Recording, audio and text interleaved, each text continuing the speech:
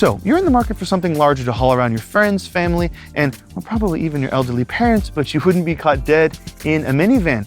So what's the best option? Well, these days it's increasingly looking like one of the 7 vehicles we have here today, a 3-row SUV, which has replaced the minivan as the most popular family vehicle in America. This is a huge segment, and we couldn't get them all together, but we did gather the most popular versions. In fact, we have the Honda Pilot, the Hyundai Palisade, the Kia Telluride, the Nissan Pathfinder, the Subaru Ascent, the Toyota Grand Highlander, and the Volkswagen Atlas. And we got the nice versions. They are loaded with amenities, tech, and family-friendly features. And we brought them here to my house in Palm Springs, California, where we drove them around town, up into the mountains, even through some brutal Southern California traffic. We measured cargo capacity, we tested them on a fuel economy loop, and we even fitted child car seats to them to see how they fit. And it was all in the name of trying to figure out which is the winner for the 2024 Cars.com 3-row SUV challenge. It's not his house. Shh.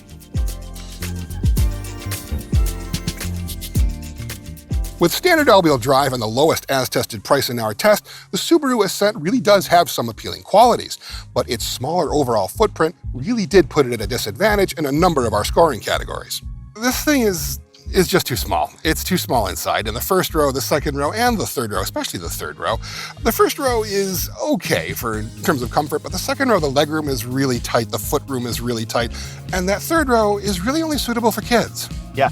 I only sat in the third row to test it to see how it was, and it was, for my frame, it was borderline unusable. Interestingly enough, it was the front row that gave me the most problems. Obviously, I spent the most time there, but I had real problems with shoulder room, a little bit of leg room. I felt like I was sitting more on the seat than in it, and it was kind of a firm seat as well. And when I did have my stuff in the front, like water bottle and keys and phone, I didn't really have much place to put it. It just kind of seemed they were getting stuffed in little nooks and crannies. I will say, though, the visibility is pretty good. I mean, you're sitting up fairly high, the belt line is rather low, you can see all around you rather easily, but at the end of the day, it's just too small. I agree, and it is to the point with visibility. Subaru is usually really good with that, with visibility. It does feel, though, in operation, observably like a class size down. It just is too small. Subaru makes a lot of noise about its safety systems. It has some of the best in the world, supposedly, but things like the eyesight system that you have in the Ascent here, I find myself, I turn it off whenever I get in because it's always beeping at you. It's beeping at you for the lane departure warning, or if he thinks you're not paying attention, or if you got a car in front of you in cruise control and it moves out of the way, it moves back into the way. It's always beeping at you, and I find I turn it off, which is not something you want to do for a safety system, but you kind of have to in order to maintain your sanity. Yeah, no. So both in the Ascent, immediately the first thing I did, and in my own personal cross-check that I have, which I turn off the lane keep assist immediately, and it punishes you in the way that it puts a small yellow light on the dash to let you know that you've turned it off, and there's no way around that. I totally agree with your sentiment. It's kind of finicky. Camera gets blocked, it yells at you, it freaks out. One thing that I wasn't the biggest fan of was the attention monitor that's mounted on the dash. Like the idea, don't really like the execution. I must say you can toggle it off, and I did, just like the other systems, but I noticed when I would be taking sometimes a right or left and I would be looking in the direction that I was turning, it would yell at me sometimes for not keeping my eyes on the road, yet my eyes were on the road. So yeah, not great. Yeah, lots of nanny systems in this thing, and to have to turn them off every time, it's not what you want to do, it's not really what you should have to do. And especially since those systems are embedded in the screen. You'd think that by giving up interior space and comfort that the 2024 Subaru Ascent would make up for it in other areas like fuel efficiency and driving engagement, but you'd be wrong. The Subi's 22.9 average mile per gallon on our real-world fuel economy run was the lowest of the bunch. If Subaru wants to seriously compete in the 3-row segment that is very hotly contested, it's time for a rethink of the Ascent. The Nissan Pathfinder was last redesigned in 2022, but it's one of the older SUVs in this multi-car comparison test.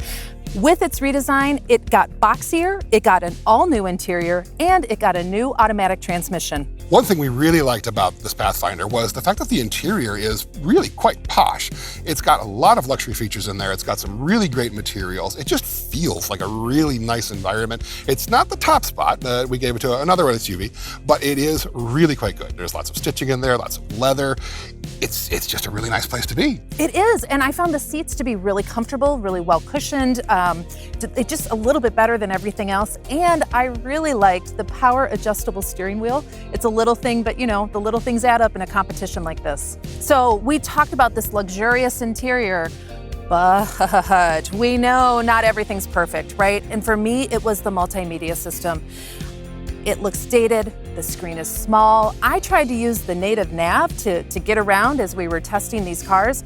I spent 5 minutes, I couldn't actually get it to work for me. It was so frustrating. I had to go to Apple CarPlay, which is fine, but it's a newer car. It should be better than this. Yeah, you're lucky you actually got Apple CarPlay to work. When I plugged my phone into the thing, for some reason, it connected. I could use other systems, but I couldn't get Apple CarPlay to work on the thing, even after resetting my phone.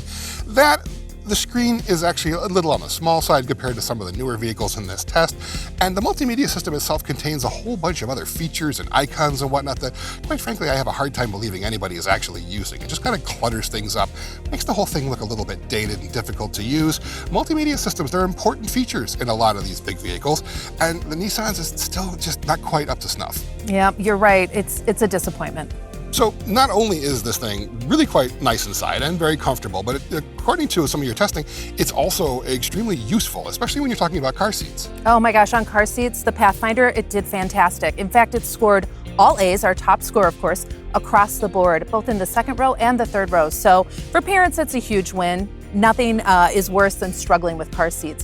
One other little bonus feature in the Pathfinder that I loved is the removable second row console. So it's easy to take out, you can throw it in the back, and again, flexibility is key when it comes to families. A sixth place finish might not seem all that impressive in this group, but you have to look at the points themselves. And the points difference between the first place and sixth place finish is not all that great. I mean, if you care about things like a really nice interior or car seat fitment, a Nissan Pathfinder might just be perfect for you. The Honda Pilot was redesigned for 2023 and it's got a rugged, boxier look, but it's still family friendly. New Honda Pilot, new style, new interior, and lots of new stuff in here. Honestly, I have to say, one of the things that impressed me the most, this is kind of a strange thing, is the storage pockets all throughout this thing, but especially in the front doors. There's all kinds of interesting little nooks and crannies and places to stash stuff, not just in the doors, but on the dash as well. There's lots of storage in this thing. There's so much storage, and the door pockets or the door storage areas stood out to me as well. There's 2 of them, right? It's a dual. Yeah. Because honestly, with families, you can never have enough places to put all the things. And what I really appreciate is that the second row doors have those same layouts, so tons of space for all the goodies your kids bring with you. Yeah, it's just a versatile interior, it's comfortable, lots of places to store stuff, lots of places to spill stuff too.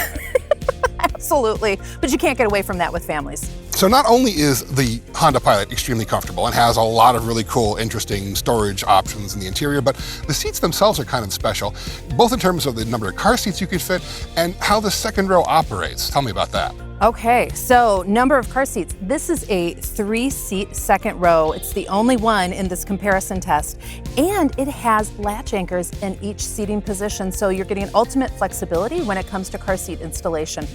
Now, let's say you don't want to use that middle seat. You can actually remove it. So you can go from a 3-seat second row to a 2-seat second row, and hey, maybe your kids aren't touching each other and fighting all the time. What's even better is that Honda has taken this middle seat and they've created a storage space for it in a cargo well in the cargo space. So it's really practical. They really added flexibility to this vehicle, and I think for families, it's a standout feature. We liked a number of things about the Honda Pilot, but there were a couple of things we didn't really care for. One of them that really didn't impress us is the onboard technology in terms of its multimedia system. It's got a fairly small screen in there. It's got digital gauges, but the gauges themselves feel kind of dim. Overall, it's a new system for the Honda Pilot, but it doesn't feel new. It feels like something that Honda's been doing for years, and it's not really the best in the business. The small screen especially looks a little bit out of place. Yeah, I found it really frustrating when using Apple CarPlay that I couldn't even have my map take over the whole screen. It's a tiny screen and I don't even get the whole tiny screen. Are you kidding? So yeah, it looks old, it feels dated. It's a disappointment, truthfully. You're lucky you actually got to use Apple CarPlay, because when I tried to connect my phone Bluetooth wirelessly to this thing, it wouldn't do it. I mean, it took several tries to get wireless Apple CarPlay working on my phone, and that always, in this day and age, that really shouldn't be happening. I will say, we do like the fact that there are a lot of buttons in here. It's not entirely touchscreen, but some of those buttons are, again, a push-button transmission shifter like we've seen in the Hyundai. We're not big fans of that. We really would prefer a lever. Let's get rid of the buttons of the transmissions, right? Cosign. The Pilot's finishing position in this test serves as a reminder of just how competitive this segment of SUVs can be. Yeah, it did well in most tests and actually won a couple of them, but even that wasn't quite good enough to finish higher than 5th. Now, while the 2024 Kia Telluride does share a platform, powertrain, and general structure with the Hyundai Palisade, which is also part of this comparison test, the two differ significantly when it comes to both presentation and feature packaging, and this creates two distinct groups of buyers. Generally speaking, the Telluride puts more of an emphasis on the adventurous, outdoorsy side of the SUV ownership experience, whereas the Hyundai Palisade is absolutely more focused on luxury, features, and comfort. You mentioned the Hyundai Palisade as we're talking about the Telluride, but one area that this Telluride stood out from the Palisade is in the multimedia system. For myself, I know I really appreciate the wide screens, right? Both screens, both the digital cluster as well as the actual multimedia screen are well over 12 inches apiece. And of course, call me crazy, I like an actual button. So there's a lot of duplication between what that multimedia system can do and physical buttons. As a driver, I really appreciate the ability to just hit a button and get to exactly what I'm looking for on that screen. What did you like about it? Redundancy of those buttons I totally agree. I prefer that, especially when it comes to climate controls and the media interface. You know, for me, one of the biggest things was just the style of the interface. You know, there's a lot of neon kind of signage, looked like with the font and line form. Very interesting, very attractive, I think, and kind of subtle. You know, this is kind of a showcase as we're moving into 2024 and 2025 and beyond, how much more complex, and all these automakers want to cram in, you know, more features, more complexity with the UI, make it bigger, make it more confusing. This is how I would like the UIs to be going forward. Right, so just all the automakers out there, they need to take note that this is your benchmark. Yeah, I agree, totally. In typical me fashion, one of the little things that I noticed in the interior, pretty much inconsequential, but you know, for me, not really, is the headliner in the Telluride is a micro suede, very cushy, padded thing. I mean, compared this to anything other than the Palisade, which has that, but any other, like the Ascent and the Pathfinder, they all have that traditional standard rough fabric that isn't bad, but this definitely elevates it a little bit above. Combine this with some of the stitching inside, some of the interior design, some of the surfacing. It's you know, especially as Kia and Hyundai are trying to position themselves as, I wouldn't say budget luxury automaker, but they're putting a lot more emphasis on bringing some of the traditional features we see with luxury automakers into a more egalitarian package, and I think it works in both this and the Hyundai. I don't know if you found anything like that. Totally agree, and I actually noticed it too, so maybe we're just on the same wavelength. Sure. But for me, I really liked the the side view camera angles that appeared when you engage the turn signal. It appears in the digital gauge cluster, and it just allows you to see what's going on along the side of your car. That's fantastic if you're merging, right? It's also really great if you're looking for bikers or if you're trying to parallel park and who knows what's in the gutter that you're trying to park next to. So I think it enhances driver safety, and I'm always a big fan of that. It's really all about the details with Hyundai and Kias, and they really nailed it in this one. We talked about what we liked. Well, now we got to talk about what we don't like, right? I'm going to go first, if you don't mind. No, please. For me, as a certified child passenger safety technician, which means I know how to install car seats, I had a couple problems with car seat installation in the Telluride. In the third row, it was with the booster seat of all things. It's the easiest seat to do, but the seatbelt buckle fell behind the booster seat. That makes it really hard for kids to grasp it, and booster seats are all about kids buckling in by themselves, so not great there. In the second row, the inner latch anchor sits kind of close to the seatbelt buckle, and I struggled for probably about 5 minutes to install our convertible car seat. With a latch system, it's supposed to be easier. It's not supposed to be harder. This was harder. How about you? What stood out? Yeah, so I just wanted, on a quick note on that, Yeah. I mean, it sounds like it's not enough just to have the functionality of something. There also has to be kind of, or just to have the feature, there has to be functionality. There has to be some ergonomic side to it, because it sounds like that was a real pain. Yes. Yeah, and that brings it down. I mean, that really can sink it. It's not, yeah. For me, it's way more subjective than it is objective. I mean, this has the same naturally aspirated V6 and transmission as the Palisade. Like the transmission, no problem with that. I just did find this engine to be, for my own taste, a little bit peaky. I would have liked a little bit more low-end torque, kind of like the Atlas and the Ascent's turbocharged 4 cylinders. I like those a little bit better in terms of power delivery. You know, I would notice a little bit of the peakiness just driving around by myself. And these are all about sharing. I mean, and loading up people and bags and crap. So really, I would have just changed this. And it's interesting because I know Kia has access to good turbocharged 4-cylinders, and I would have liked to see one in this. Maybe in the future. Maybe in the future. There we go. Nice. The Kia Telluride and the Hyundai Palisade, they share a lot of similarities. But the Telluride, it doesn't have the Hyundai's luxury features, it doesn't have the breadth of features, and it's nearly as expensive. The Telluride's mid-pack finish, it's perfectly acceptable, but it is showing that in this class of 3-row SUVs, it might not be keeping up. All new for the 2024 model year, the Grand Highlander is the latest 3-row SUV in Toyota's sprawling SUV lineup, sitting above the regular standard Highlander and below the Sequoia. Also new with the Grand Highlander is a raft of interesting powertrain choices. Our limited tester here has a traditional hybrid drivetrain, making it the only hybrid among the bunch of SUVs tested here and giving it a significant leg up when it comes to efficiency. Speaking of efficiency, this is the hybrid and we have to get into it because it really blew us away. So, you know, when I think about family life, it is a lot of running errands for the kids and with the kids, whether that's to school, to soccer, to, you know, the grocery store, what you name it. A hybrid makes that a lot easier on the old wallet. And in our own fuel economy test run, the Grand Highlander blew everybody else out of the water. No big surprise there. It returned 35.1 miles per gallon in our test, which was more than 10 miles per gallon, you know, compared to the Pilot and the Atlas, which tied for second place. So tell me a little bit about what you liked here. Yeah, no, this was, I think, for me, the biggest powertrain surprise of this whole test compared to the traditional kind of understressed, naturally aspirated V6s found in, I would say, the majority of the competition field here, and next to the turbocharged 4-cylinders in the Atlas and the Ascent.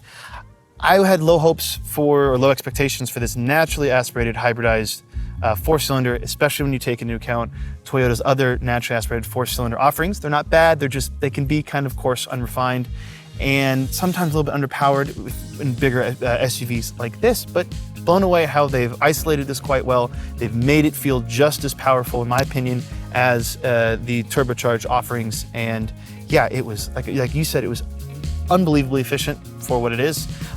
Plenty of power. I can imagine loaded up with kids and all sorts of hockey sticks and soccer balls and all the family runs to the airport. It was great. I mean, it really blew me away.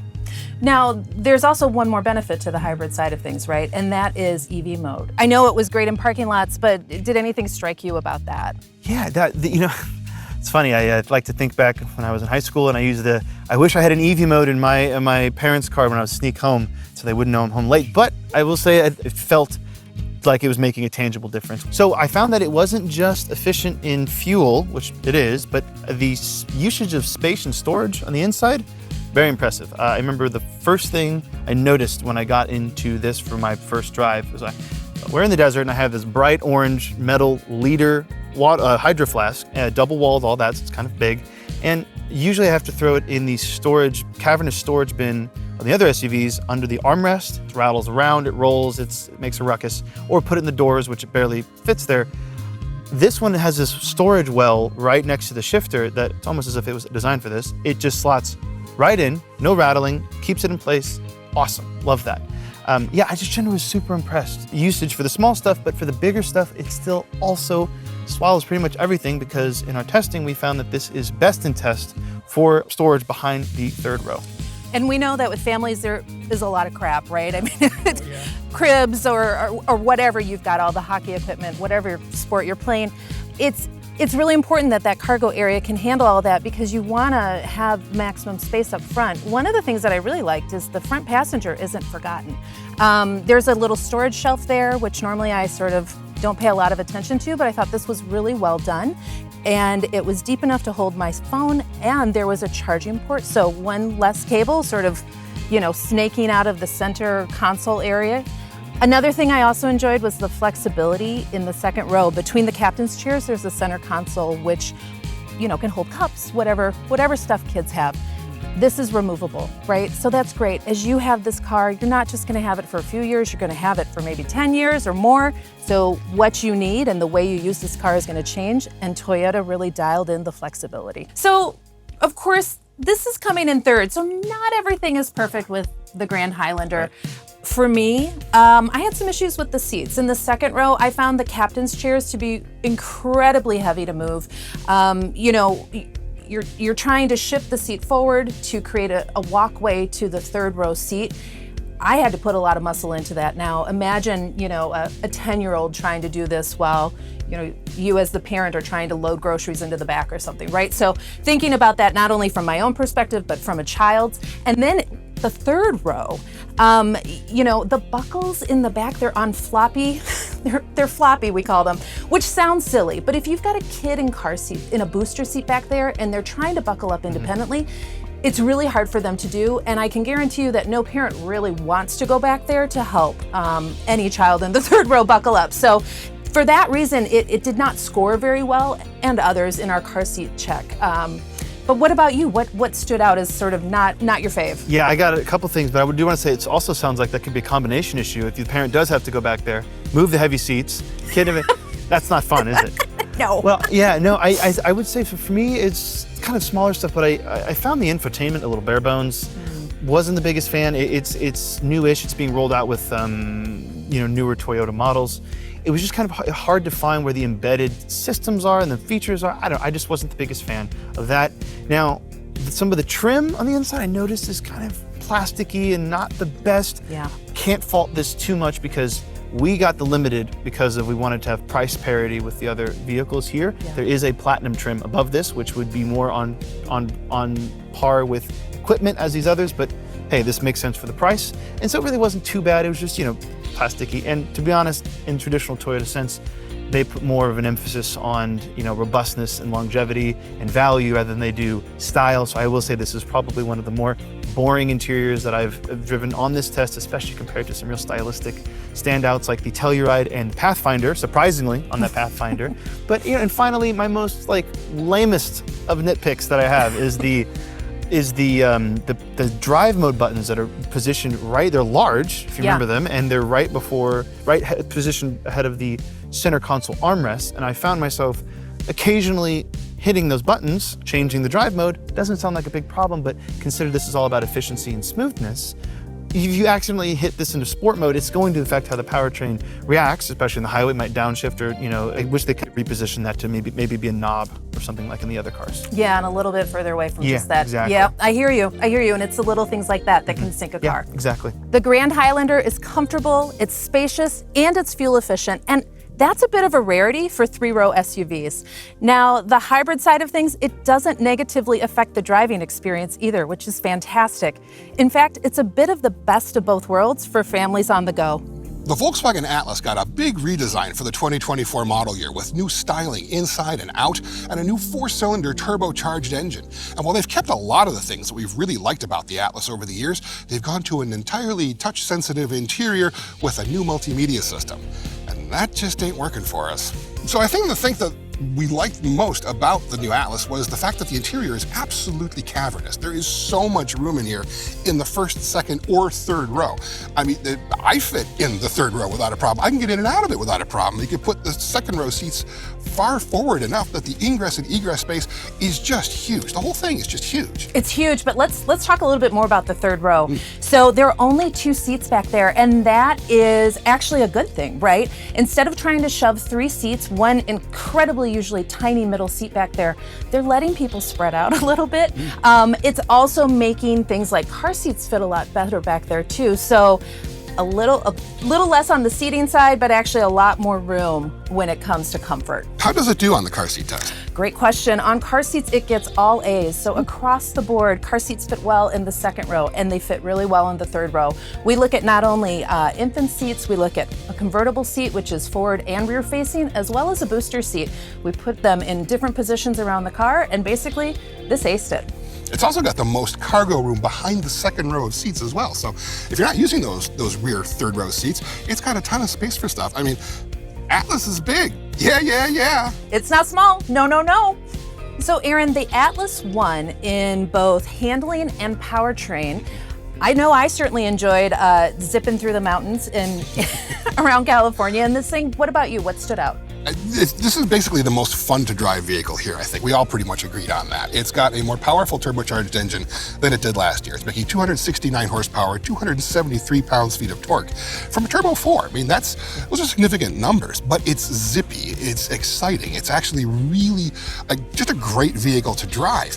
The handling is a little on the sprightly side in terms of the steering itself. Steering feel is really quite numb, but it's also got a number of different drive modes. And if you play with these drive modes, it actually does amp up how this thing feels, and one of the things you can set is the actual steering effort. So you can move that up a little bit to make it feel a little bit more sporty. But the thing feels like a much smaller vehicle than it actually is, and that really came through, I think, for a lot of our judges, just in terms of how much we enjoyed driving it. And it's so important to actually enjoy what you're driving, especially when you have to do some of the drudgery runs that come with family life, right? You're taking the kids to school or you're going to whatever practice they go to. Having a little bit of fun, looking forward to getting into this car, I think any shopper will really have a great time behind the wheel. I'll take your word for it. As much as we like a lot about the Atlas, there were basically two areas that I think kept it from the top spot.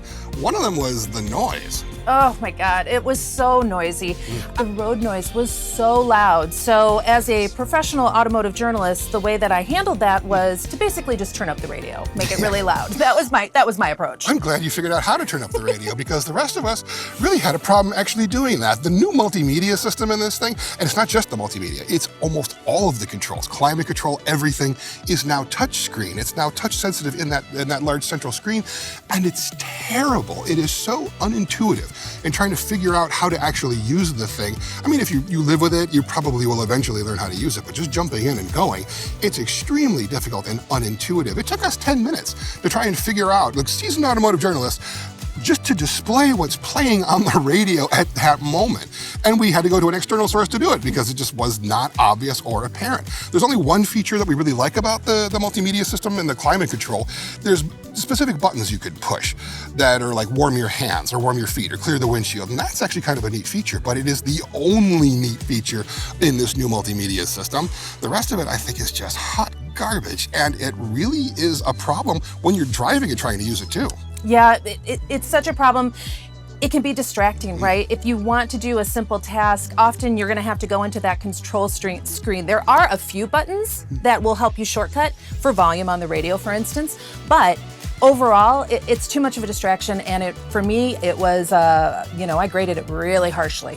Yeah, I think honestly the interior noise and the new multimedia systems and control systems are really what kept the Atlas from winning that top spot. You got it. So you probably noticed, Aaron and I have some strong feelings about the Atlas. In fact, all of our judges did, but taken as a whole, this car finished in a very solid second place. So it's clear that there are some really great qualities about it, even though there's a couple we really don't like. Now, if you're going to purchase the Atlas, if you're thinking about it, you're going to need to plan to spend some quality time on the dealer lot figuring out that infotainment system before you put it into drive. The Hyundai Palisade last got a big refresh for the 2023 model year, but the Calligraphy Night Edition we have here really just continues one of the most impressive things we find about the Palisade, its high level of premium features in a family-oriented vehicle. One of the most impressive things I think about the Palisade is its interior. It's classy, I think. I wouldn't call it necessarily a luxury interior, but it has luxury elements. Like you look at the dash trim, it's got this tuxedo pinstriping, which reminds me of a Mercedes Maybach, but not quite as nice, I think. Yeah, I think that works because that's a much more expensive vehicle. And you did touch on the fact that it looks nice, and I would say looking is the key word here. I think it kind of falls apart when you get close, you touch the materials, you kind of futz around with it. But yeah, overall presentation does look nice. I will say you did like the cloth, correct? I do. Yeah, I'm not the biggest fan. I preferred its sister Telluride interior with the leather, although I do appreciate that this is a little bit less corny interior, a little bit less cheesy than the Telluride. You see, I like the fabric thing, because every other vehicle here has either vinyl or leather, but fabric you never see in a higher end vehicle anymore, but if it's done well, I think it really does look nice. And we have to admit, this is one of the most comfortable interiors here, certainly. It's one of the largest, the front seat comfort is excellent, second row comfort is really quite good as well. And it's not too bad to get it back in that third row, and once you're there, 3-mode seat warmers. I couldn't believe how toasty my butt was back there when I was testing this thing out. And it's, yeah, like I said, not too bad to get back there. And yeah, You said it's got the third row is actually heated. One of the things that's impressed us most is the amount of luxury features in this vehicle. It's got heated first, second, and third row seats. It's got power folding second and third row seats as well, massaging front seats. They even have an extension for the seat bottom on the front as well. That's stuff you don't normally find in these kinds of vehicles, but it looks good and it feels good to me. One of the other things we really like about the Palisade is the amount of technology that's in this thing, but it's usable technology, like the displays. It's got tons of great big digital displays, but it doesn't put everything in the touchscreen. It has a lot of actual hard buttons as well, which is something we really like in a vehicle. You know, the one part of the hard buttons, and I agree, I do really usually like hard buttons for the seat controls and the climate controls, but I will say I was not the biggest fan of the buttons for the shifter. Or gear selector. I much rather prefer the Telluride, which remember is the function of the same vehicle as this underneath the wrapper. I definitely preferred the standard automatic gear shifter in the Telluride rather than the buttons. It's just easier to use. It is. It's easier to use. It's more intuitive. You don't have to try and hunt to figure out which button you want to push when you're trying to either pull out into traffic or back out onto the street. Yeah, you know, I think an underappreciated control with buttons would be the second row and trying to toggle that to get into the third row and to stow it. Found it very intuitive, very easy, and even from the third row, I was able to figure out, you know, kind of where it was without having to ask for outside help. Yeah. And I will say, outside of buttons, I really like the digital driver display. It's configurable. When you go into different drive modes, it should, you know, it either spices it up or calms it down, but you're not locked into that, which I also liked. You can configure it as you want, and you know, if it does get a little confusing or kind of cluttered, I did like the head-up display, which has all the pertinent information. Yeah, it's all nicely packaged. It's nicely packaged and it's easy to use. I mean, it's big and it's clear. The touchscreen is right here. It's up high. It's so simple to push and do what you need it to do, but it's not confusing. It's not you trying to figure out how to use anything in this vehicle. Yeah. It's simple. It's intuitive. It looks good. It's well done. Yeah, I agree. Despite that the Palisade won our test, and there's a lot of things we really do like about it, there are two areas that at least you and I don't think are so great with the new Hyundai Palisade. One of them, for you anyway, is the engine. Yeah, the engine. I must say I really do like the transmission that's hooked up to this. No problem, smooth shifting, all that. You know, the fact I don't really like this naturally aspirated V6, and it's not the configuration because most of the vehicles here have a naturally aspirated V6. I just found this one kind of old. I believe the same in the Telluride. A little peaky, and you know, this is going to be used to haul family, friends, luggage, all that kind of good stuff. I think it doesn't have enough low torque that I usually like in large SUVs like this, so I really did prefer at least the engines, the turbocharged 4 cylinders of the Atlas and the Ascent. Yeah. For me, the thing that I'm really still kind of confounded that this thing doesn't have is wireless Apple CarPlay and Android Auto. I mean, this thing is several years into its existence, and they still haven't figured out a way to put wireless Apple CarPlay in the large multimedia system. I don't know how hard this could possibly be at this point. They've had plenty of time to figure this out. We're expecting it's probably going to come with the next generation version, but it's still not here. It's not on the Telluride either. And that's just, I think, a glaring omission for me. And I think it's quite surprising since this is one of the most feature-rich vehicles in the whole lineup here. Yeah. While the Palisade nabbed only a handful of outright wins, it proved highly competitive in a wide range of categories. And it even won our value scoring thanks to its impressive roster of premium features for the money. Now, speaking of money, this is the most expensive vehicle in the test at an as-tested price of $55,600, but that's not much more than the Atlas, and it's within a few grand of the other vehicles. So if premium features are a must-have in your next family vehicle, you've got to check out the 2024 Hyundai Palisade. Congratulations to the Hyundai Palisade. Now, we collect a lot of data doing a test like this, so if you'd like to see how the full results are scored, head on over to Cars.com/news for all the spreadsheet love your data-driven heart could desire. And if you like multi-car challenges like this, click that like and subscribe button and hit the notification bell, and you'll be told every time Cars.com uploads a new challenge.